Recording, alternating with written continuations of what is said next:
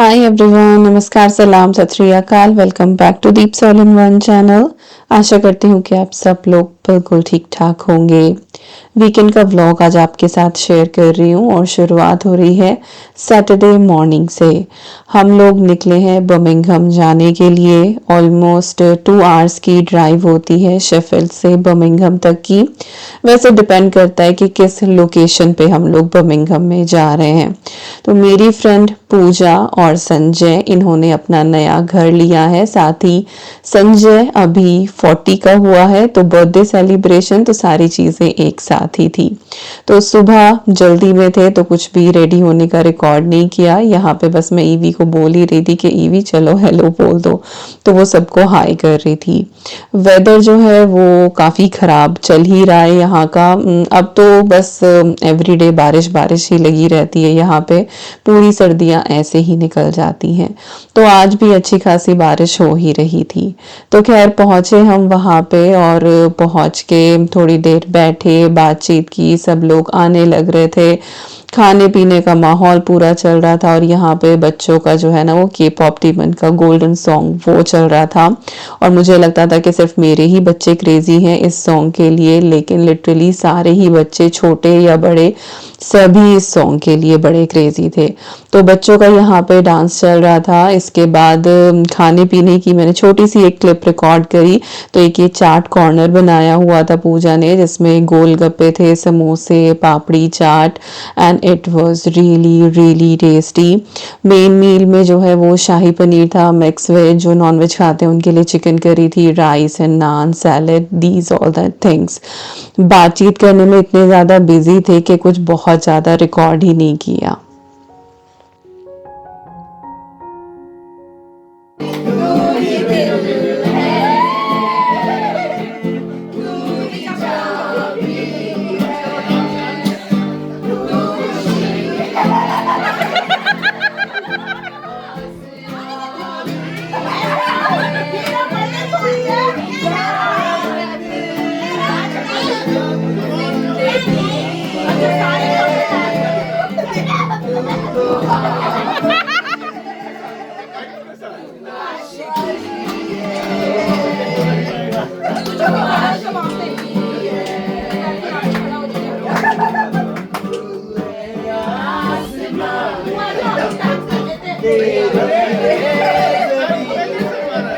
कितनी शर्म आ रही है।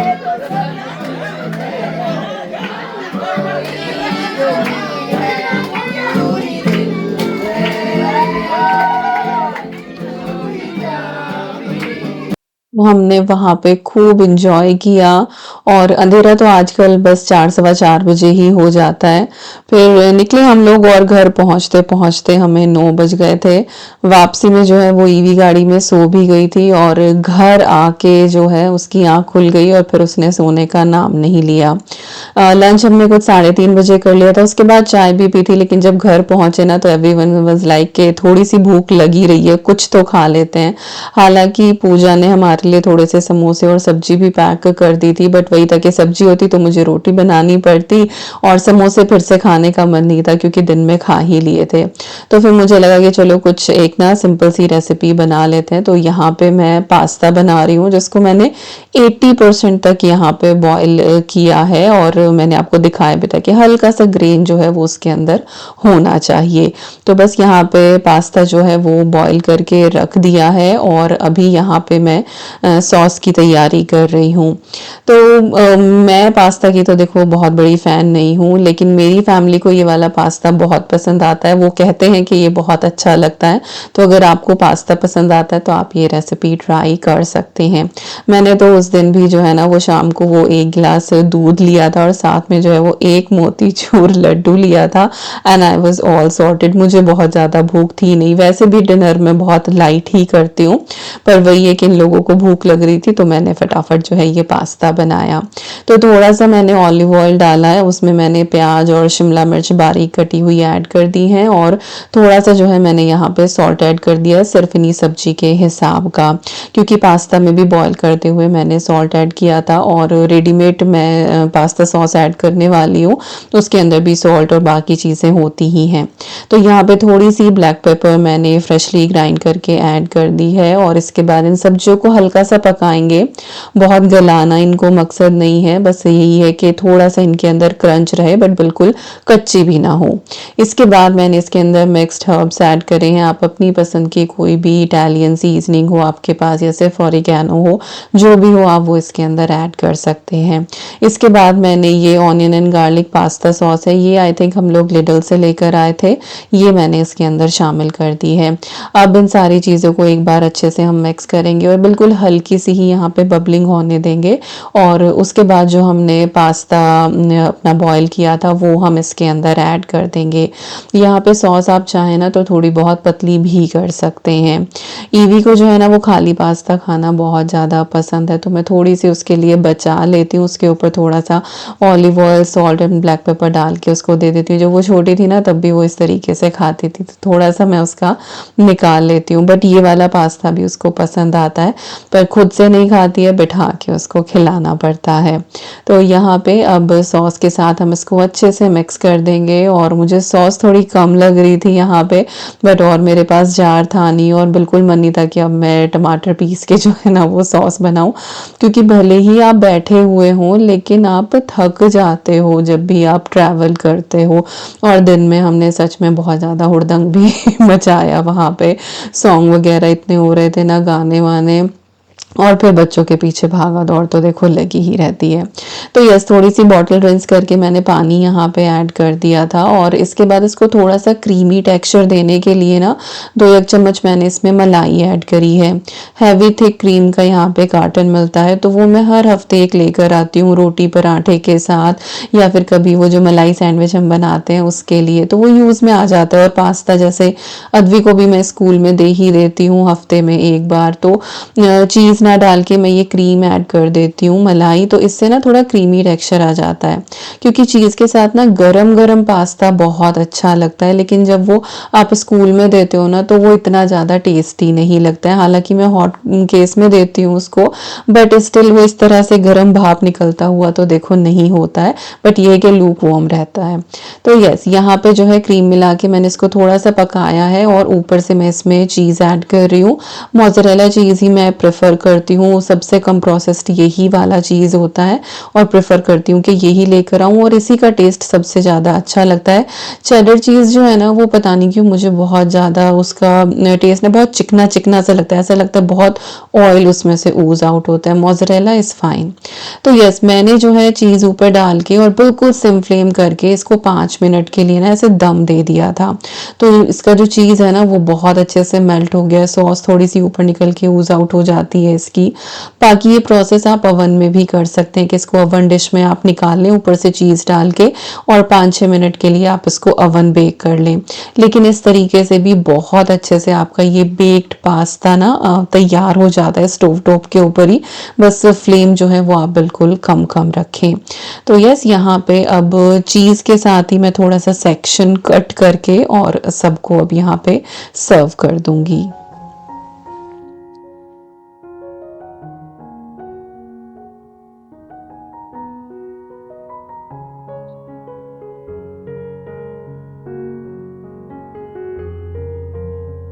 तो आप ट्राई करके ज़रूर देखना इस वाले पास्ता को, आई एम श्योर आप सबको ये बहुत पसंद आएगा। My bandage. Huh? I have my bandage. Is Daddy not giving? He will give. Is this pasta enough? Do you want more? Ugh. I only want the white pasta. White pasta. Really? Yes, you give me a bandage. Yeah.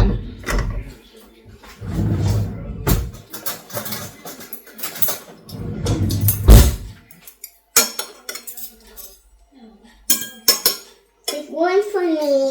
Yes, this one is for you. Let's go. Without the bandage. तो लग रहा है ना देखने में ये बहुत ज़्यादा टेम्पटिंग, बहुत इजी है। हार्डली 10 मिनट्स लगते हैं इसको बनने में। तो आप बनाना, और हाँ, आप जो सॉस है ना वो घर पे भी इजीली बना सकते हो। मैंने बहुत बार रेसिपी शेयर करी है, मैं डिस्क्रिप्शन बॉक्स में लिंक दे दूंगी। तो बस पास्ता खाया, और ईवी की नींद तो जैसे मैंने बताया था कि गाड़ी में पूरी हो ही गई थी। तो हम लोग काफ़ी लेट सोए, मेरे ख्याल से 12 साढ़े 12 बज गए थे। मूवी देखने लगे थे हम, जॉली LLB 3 जो है वो आ गई थी। और ये इस तरह की मूवी है कि आप बच्चों के साथ भी देख सकते हैं। तो ईवी को तो खैर कुछ ऐसा समझ में नहीं आ रहा था, बट उसने अपने टॉयज चारों तरफ बिखेरे हुए थे, खेल रही थी। और मैंने, अद्वी ने और विकास ने जो है वो मूवी नाइट एंजॉय करी, सोए। और अब सुबह उठे, कुछ एक प्रेप करनी थी, और ईवी यहाँ पे टेंट हाउस बना के और खेल रही है, ब्लैंकेट ऊपर लगाया हुआ है और अंदर अपना वो खेल रही है आराम से। मैंने जो है वो दूध चढ़ाया है सुबह सुबह, नॉट सुबह सुबह एक्चुअली, हम लोग लेट भी काफ़ी उठे थे, 8:30 9 10 बजे तक जो है वो पूरी फैमिली उठ के नीचे आई थी। सबसे पहले मैं और ईवी ही आए थे कुछ 8 साढ़े 8 बजे के करीब। तो अभी यहाँ पे मैं पनीर बना रही हूँ, और पनीर के लिए बहुत सारे सवाल आते हैं कि आप किस तरीके से बनाते हैं। तो यूजुअली 2 लीटर मिल्क का मैं एवरी वीक ये पनीर बना लेती हूँ। डिफरेंट डिफरेंट रेसिपीज़ में ये यूज़ होता है। तो जब आपका दूध अच्छे से बॉयल हो जाए ना, उसके बाद फ्लेम ऑफ कर दें, थोड़ा सा विनेगर उसमें डालें। मैं विनेगर को डाइल्यूट भी नहीं करती हूँ, 1 1.5 टेबल स्पून जो है वो 2 लीटर मिल्क में इनफ होता है। वो आप डाल के और मिल्क को आप एक ही डायरेक्शन में चलाते रहें, थोड़ी ही देर में जो है वे वाटर सेपरेट हो जाता है, और आपका बहुत ही अच्छा सा जो है वो पनीर तैयार हो जाता है। इसके बाद आपको इसको छान लेना है। और पनीर एक ऐसी चीज़ है जिसमें कुछ भी वेस्ट नहीं जाता है। जो इसके नीचे का पानी निकलता है ना, it is full of protein. आप अपना आटा नीड करने में, सब्जी की ग्रेवी में, पहले मैं ग्रेवीज में ना ऐड नहीं करती थी, मुझे लगता था कि ये ना थोड़ा खट्टा होता होगा, but to be my surprise ये जो पानी होता है ना पनीर का निकला हुआ, ये थोड़ा सा मीठा होता है। तो कुछ भी जैसे आप सॉस वगैरह बना रहे हैं ना, उसमें आप इसको ऐड कर सकते हैं। ब्रेड बेक करते हैं तो उसमें आप इसको डाल लें, रोटी के आटे में आप इसको डाल लें, या फिर जैसे इडली आप बैटर बना रहे हैं, सूजी वाली इडली, तो उसको घोलने के लिए आप इस पानी का यूज़ कर लें।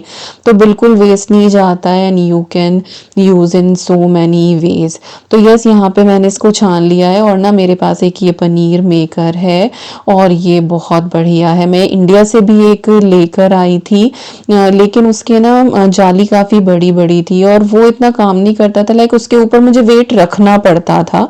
इसमें आपको वेट भी नहीं रखना पड़ता है, क्योंकि इसमें ना ऊपर एक ये स्क्रू होता है, इसको आप प्रेस करते जाएंगे ना, उतना ही प्रेशर पड़ता जाएगा, और नीचे की तरफ ना एक्स्ट्रा वाटर निकल जाएगा। और हार्डली आपको 15 मिनट इसको ऐसे रखना होता है, दैट्स इट। तो पानी जो है निकला है, इसको मैंने ये बोल में ही कलेक्ट किया है, इसको थोड़ा ठंडा होने देंगे, उसके बाद फिर मैं इसको बॉटल में भर लूँगी।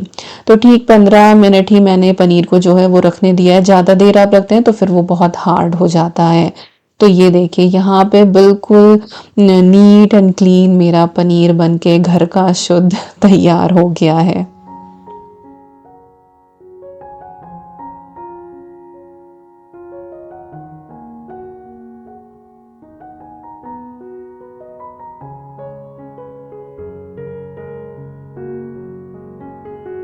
अब बारी आती है कि आपको पनीर को स्टोर कैसे करना है। तो पनीर को स्टोर करने के लिए मैं ये हमेशा ग्लास कंटेनर ही यूज़ करती हूँ। तो ये बड़ा सा रेक्टेंगल ब्लॉक मेरा बनता है, तो इसको मैं 2 पार्ट में डिवाइड कर लेती हूँ।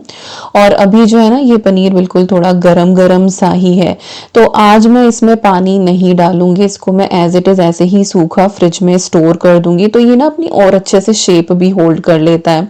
अगले दिन फिर मैं इसमें पानी डाल देती हूँ, इतना कि ये पूरा अच्छे से डिप हो जाए। और बस इसको आप हफ्ते भर तक यूज करते रहिए, और डिफरेंट डिफरेंट रेसिपीज में। बट ये है कि एवरी 2 डेज पे आप पानी जरूर चेंज कर लें, अदरवाइज जो है ना वो फिर स्मेल आने लगती है, तो वो एक थोड़ा सा मेहनत का काम रहता है। मुझे सिर्फ हफ्ते में एक ही बार पानी चेंज करना पड़ता है, क्योंकि थर्सडे आते आते जो है ना ये पनीर खत्म हो ही जाता है। और बस इसके बाद जो मेरा वे वाटर था ये थोड़ा सा ठंडा हो गया था, इसको मैंने ये बॉटल में डाल लिया है। ग्लास ग्लास की बॉटल है, कुछ ऐसा मैंने खरीदी नहीं थी। रूह अफ़ज़ा की जो, not Rooh Afza, rose syrup की जो बॉटल है ना, उसको ही मैं वॉश करके रख लेती हूँ, तो ये काम आ जाती है। तो ये पानी जो है मेरा रेडी हो गया। थोड़ा सा पानी मैंने बोल में बचा लिया था क्योंकि अभी मुझे नाश्ते के लिए आटा लगाना था। और नाश्ता क्या, बस ये हमारा नाश्ता खाना एक साथ ही होने वाला है। बहुत लेट उठे हैं सभी लोग, तो यही हो जाएगा सब कुछ। और यूजुअली वीकेंड पे हमारा होता भी यही है कि हम 2 ही बार खाना खाते हैं। सभी थोड़ा लेट उठते हैं तो वो एक हैवी ब्रंच हो जाता है, इसके बाद अर्ली डिनर हो जाता है हमारा। 3 बार का काम नहीं होता है। तो मैं ब्रंच में हमेशा ऐसे ही कोशिश करती हूँ कि कुछ हैवी सा बना लूँ। जैसे आज मैं पराठा बनाने वाली हूँ गोभी का, तो गोभी मैंने अच्छे से वॉश करके रख ली थी। फ्लोरेट्स मैंने चॉपर में डाले हैं, 1 अनियन डाली है। गोभी की क्वांटिटी थोड़ी सी कम थी, इसीलिए मैंने काफ़ी बड़ी सी अनियन इसके अंदर शामिल करी है। तो गोभी भी आज के पराठे, और गोभी को ग्रेट करने की भी ज़रूरत नहीं है। इस तरह से अगर आपके पास ये चॉपर है ना, तो इसमें थोड़ा सा पल्स लगाते हुए आप इसको चॉप कर लें, लगातार ना चलाएं, अदरवाइज जो गोभी है ना फिर वो अपना पानी छोड़ देगी। तो आपको जो है ना इसको पल्स मोड पे चलाना है, और बहुत ही अच्छी सी आपकी जो गोभी और प्याज है ना वो यहाँ पे चॉप हो जाती है। मैं तो मूली के पराठे, गोभी के पराठे, कैबेज के पराठे, मटर के पराठे सब जो है ना वो इसी में ही चॉपर में करके बनाती हूँ। कद्दूकस तो उठाया ही नहीं जाता है। अब इसी बोल में मैं मसाले मिला के अपनी स्टफिंग ये पूरी रेडी कर लूँगी। तो मैंने धनिया पाउडर ऐड करा है, थोड़ा सा रेड चिली पाउडर डाला है, सॉल्ट डाला है टेस्ट के हिसाब से। मेक श्योर कि आपका जो आटा है उसमें भी सॉल्ट होता है पराठे का, तो इसमें जो है वो आप हिसाब से ही डालें। इसके बाद स्टफ्ड पराठा मसाला मैंने इसमें ऐड करा है, जिसकी रेसिपी ढेरों बार आपके साथ शेयर करी है, और डिस्क्रिप्शन बॉक्स में आपको लिंक मिल जाएगा। थोड़ी सी कसूरी मेथी डाली है, हरा धनिया हो तो आप वो हरा धनिया भी इसके अंदर ऐड कर लें, और हरी मिर्चें चाहते हैं तो आप वो भी इसके अंदर डाल लें। बट क्योंकि ईवी भी खाने वाली है तो इसलिए मैं हरी मिर्चें ऐड नहीं कर रही हूँ। और बस इस सारी स्टफिंग को हमें अच्छे से यहाँ पे मिक्स कर लेना है।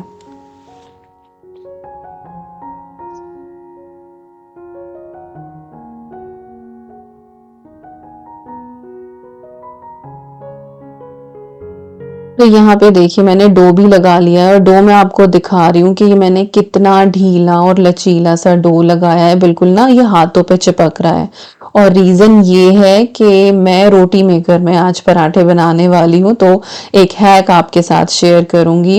रोटी मेकर के लिए बहुत सवाल आते हैं, तो आज कोशिश करूँगी कि हर सवाल का मैं यहाँ पे जवाब दे दूँ। सबसे पहले तो आप रोटी मेकर में रोटी बनाएं या पराठा बनाएं, आपका आटा जो है वो इस हिसाब का होना चाहिए जैसा कि आपको स्क्रीन पे दिख रहा है, बिल्कुल लूज, जो आपके हाथ पे चिपक रहा हो। इसके बाद जो है वो आप एक साथ ही पेड़े बना के रख लें, ताकि जो वो पेड़ा है ना थोड़ा सा ठहर जाए। जैसे ही आप उसको रोटी मेकर में रखें तो एकदम से वो फ्लैट हो जाए, जब आप उसके ऊपर थोड़ा सा ही प्रेशर डालें। ताजे ताजे पेड़े बना के आप एकदम से रोटी मेकर में रखेंगे तो वो अच्छे से फैलता नहीं है, और कई बार एक तरफ से रोटी जो है वो आपकी फट जाती है। तो ये आपको ध्यान रखना है। और इन चीज़ों के बारे में इसीलिए बता रही हूँ क्योंकि बहुत से ऐसे लोग हैं जिनके मेरे पास कमेंट आए हैं कि हमारे पास है रोटी मेकर बट हम यूज़ नहीं कर पा रहे हैं। तो आज मैं कोशिश करूँगी कि आपके पास जो एक चीज़ ऐसे ही पड़ी हुई है उसको आप अच्छे से यूज़ कर पाएँ। हमें अपने घर में इतने सारे गैजेट्स इकट्ठे करने की ज़रूरत नहीं है, लेकिन अगर कभी हमने ले लिया है तो हमें माइंडफुली उसको यूज़ करना है। हमें अपना पैसा वेस्ट नहीं करना है कि आपने पैसा लगाया और वो चीज़ बस एक कोने में पड़ी ही हुई है। तो यस, रोटी मेकर के लिए आज काफ़ी सारी इन्फॉर्मेशन आपको मिल ही जाएगी। तो पेड़े मैंने बना लिए थे। इसके बाद अब मैं इनको स्टफ़ कर रही हूँ, यूजुअली जैसे हम चकले बेलन के लिए स्टफ़ करते हैं बिल्कुल वैसे ही स्टफ़। लेकिन अगर आपके पास रोटी मेकर नहीं है, आप नॉर्मली जो है ये पराठे बना रहे हैं, तो फिर इस तरह से आप पेड़े स्टफ़ करके ना रखें, क्योंकि जो आपकी स्टफिंग है ना वो थोड़ा सा पानी रिलीज़ करती है और फिर ये थोड़े से ढीले पड़ जाएंगे और बेलते हुए फिर पानी इनमें से बाहर निकलेगा। तो अगर चकला बेलन पे बना रहे हैं तो फिर साथ साथ स्टफिंग करते रहें। बट हाँ, हमेशा ये ध्यान रखें कि भले ही आप चकला बेलन पे भी बना रहे हैं ना पराठे, तो आटा थोड़ा सा ढीला ही बनाएं, इतना ढीला नहीं जितना रोटी मेकर के लिए चाहिए, लेकिन इससे थोड़ा सा लूज रखें ताकि आपको बेलने में ज़्यादा प्रेस ना करना पड़े, ज़्यादा आपको हार्ड ना प्रेस करना पड़े और ज़्यादा दबाव ना आप डालें और बिल्कुल हल्के हाथ से आपके पराठे अच्छे से बेले जा सकें। बट क्योंकि मैं रोटी मेकर में बना रही हूँ तो इसमें फटाफट पराठे बेल जाएंगे, तो इसीलिए मैं ये सारी स्टफिंग रेडी कर लूँगी। हार्डली 5 मिनट मुझे लगते हैं।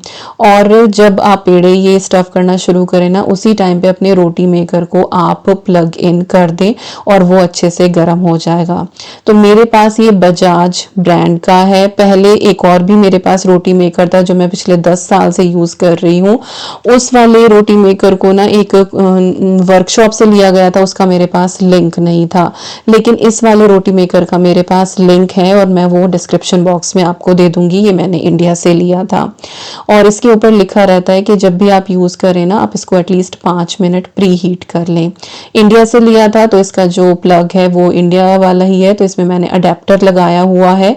एंड लकीली इंडिया और यूके का जो पावर है वो सेम है, सेम हर्ट्स का है, तो यहाँ पे कोई दिक्कत नहीं होती। अगर आप इंडिया से कोई अप्लायंस लेकर आते हैं, बस आपको जो है वो कन्वर्टर अडेप्टर लगाना होता है। तो यहाँ पे रोटी मेकर मेरा बहुत अच्छे से गर्म हो गया है, वो अच्छे से गर्म होना चाहिए और आप प्रेस करें एक बारी और फटाफट आपका जो पराठा है वो बेला जाएगा बिना किसी मैस के। तो मैं 4-5 पराठे जो हैं वो एक साथ बेल लेती हूँ क्योंकि अच्छे खासा गर्म होता है। उसके बाद ये थोड़ा सा ठंडा होना शुरू हो जाता है, तब तक तवा वगैरह चढ़ा लेती हूँ मैं अपना, और उसके बाद ये फिर दोबारा से गर्म हो जाता है और फिर से एक लोट जो है वो मैं इसमें प्रेस कर लेती हूँ। तो मैं इसी के ऊपर जो है वो ऑयल लगा के नहीं सेकती हूँ। आई प्रेफर कि मैं इसमें बेल के रख लूँ और फिर तवा चढ़ा लूँ और फिर उसमें मैं फटाफट सेक के दे दूँ। उससे फायदा ये होता है कि कई बार रोटी मेकर में शिकायत होती है कि रोटी जो है ना वो रख के ची हुई हो जाती है, पराठा रख के ची हुई हो जाता है। तो इससे जो है ना आपका काम आसान हो जाता है कि आपने बेल लिया, कोई मैस नहीं होता, इधर उधर आटा नहीं पड़ा है, नीटली आप ये सारा काम कर देते हैं। तो तवा मैंने चढ़ा दिया है और जितने भी पराठे हैं ये सारे मैं यहाँ पे बेल के और तैयार कर लूँगी। सेम प्रोसेस मैं रोटी के साथ भी करती हूँ कि मैं इस तरह से बेल के ये रोटियाँ टॉवल के ऊपर लगा के रख लेती हूँ और टॉवल से ना कुछ भी जो मॉइस्चर होता है, जैसे भाप निकल रही है, गर्म तो है ही ना, तो वो एब्जॉर्ब हो जाता है। तो यस, रोटियां भी ऐसे ही करके रख लेती हूँ और उसके ऊपर तवे के ऊपर फटाफट डाल के मैं सेक लेती हूँ। तो मेहमान आ रहे हैं आपके घर में या एक साथ 2-3 लोग फैमिली के बैठ गए हैं पराठा रोटी खाने के लिए, तो आप बहुत इजीली बना सकते हैं और उन लोगों के लिए भी ये बहुत हेल्पफुल है जिनको रोटियां बेलनी नहीं आती हैं। तो देखो यहाँ पे मेरे फटाफट कितने सारे पराठे बेले गए हैं और बस मैंने उसको प्लग आउट कर दिया है और यहाँ पे मैं पराठे बनाने शुरू कर दूंगी। और इसके बाद का जो प्रोसेस है वो तो सिंपल ही है, आपको वही ऑयल लगाना है। तो अब इस टाइम तक हमारी यदवी मैडम उठ के आई हैं, उसने तो आज इतनी नींद ली है कि आधा दिन ही निकल गया है और साहब बस यहाँ पे अपनी प्लेट जो है वो लगा रहे हैं। तो उनको छोटी सी मैंने ये कटोरी निकाल के दी है मलाई के लिए। तो गोभी का पराठा मलाई और हरी चटनी के साथ बड़ा अच्छा लगता है, बट आज हरी चटनी तो थी नहीं, तो साथ में अचार लेने वाले हैं और क्रिस्पी क्रिस्पी जो है वो आप पराठे बना के यहाँ पे रेडी करें। तो यस, वीकेंड पे यही होता है, एक ही टाइम हमारा हैवी कुछ हो जाता है और फिर मैं कुछ थोड़ा बहुत फालतू बना लेती हूँ कि 1-2 पराठे जो है वो एक्स्ट्रा बना दिए, बच्चों को अगर भूख लगी तो वो अपना रोल करके खा लें या फिर पहले दिन का अगर कुछ कैरी फॉरवर्ड होता है तो वो खा लें। उसके बाद फिर 6-6:30 बजे हम लोग अर्ली डिनर कर लेते हैं क्योंकि फिर अगला दिन भी प्लान करना होता है और मंडे से तो वैसे भी बहुत ज़्यादा हेक्टिक स्केड्यूल फ्राइडे तक का रहता ही है। बच्चों का स्कूल, ऑफिस, उनकी एक्स्ट्रा क्लासेस और पता नहीं कौन कौन से appointments, so many things going on.